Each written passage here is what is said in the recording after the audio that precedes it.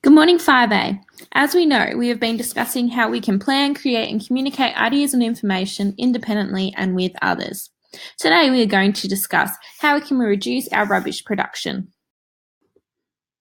To begin, I'm going to ask you to take some time to reflect. I want you to think about the rubbish that you see in the schoolyard, your home and the world. Where are you seeing this and what are you seeing? The schoolyard. The rubbish within the schoolyard tends to accumulate over the week, with key areas of rubbish production being recess and lunchtime. Think about Monday morning when you arrive at school after the weekend. The yard has been cleaned. Now reflect on Friday afternoon when the bell goes. What are the differences? Thinking about your home, let's reflect on when do your bins go out for collection? What bin gets used the most? Do you know what the different coloured bins are for? Yellow, green and red? Do you tend to accumulate more rubbish over the weekend? Do you have more rubbish of plastics, cans, paper?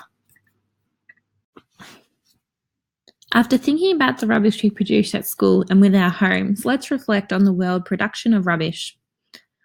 A website called World Counts states that every year we dump 2.12 billion tonnes of waste. If that was put on a truck, that would go around the world 24 times. Let's think about all that rubbish. The website World Counts has a lot of useful information and statistics that you might be able to use throughout your presentation. Here's a quick statistic on household waste. 50 tonnes of waste worldwide is thrown out every second. This is a number that will double by 2030, all from our households. Our learning intention today is to collect data on the rubbish production of the school. Using Excel to display the different data collected, you need to ask yourself, what do we need to find out? How will we find out this information? What skills will we need to use? How much rubbish did we find in the school? By the end of your task, you will hopefully be able to see a difference in the amount of rubbish we've seen before we began this task and after the results have been collected. How much rubbish was produced in the classroom? When focusing on the rubbish production within the school, we need to think about our classroom. What are we producing? Is it food packaging, scraps, paper, plastics? What else can we find out? Once you have collected your data, it's time to represent it in a graph. To do this, you will use the software program Excel.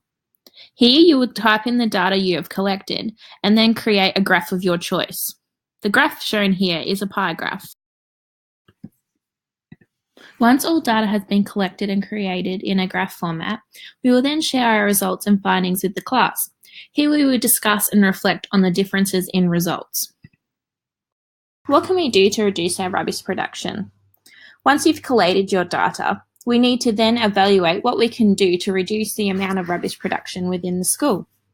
Some ideas might include more bins, clean-up days, new food days, waste monitors, rewards for the least amount of rubbish produced by a class. The final step of this task is to say good luck with your research. I can't wait to see what you find out and how we can work towards reducing the amount of rubbish produced in our school and hopefully worldwide.